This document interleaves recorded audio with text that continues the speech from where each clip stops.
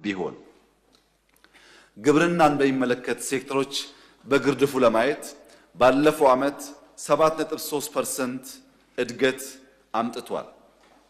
ራሱ ሴክተሩ ብቻውን 7.3% እድገት አምጥቷል።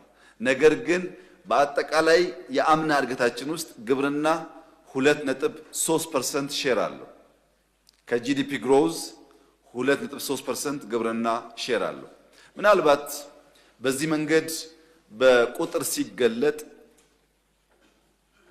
ሁሉም ሰው እኩል ሊገነዘብ ስለማይችል ጥቂት ምርቶችን ብቻ ወስዶ ለንጽጽር እንዲመች ማሳየት ጠቃሚ ይመስለኛል። ለምሳሌ በ2010 በሪፎርሙ ማግስት የኢትዮጵያ የሩዝ ምርት 1.5 ሚሊዮን ኩንታል ነበር። ኢትዮጵያ ውስጥ ሩዝ ነበር፣ ፎገራ አካባቢ ይመረታል። ያልነበረ ነገር አልነበረም። ግን እንደ ሀገር የምናመርተው 1.5 ሚሊዮን ኩንታል ነበር።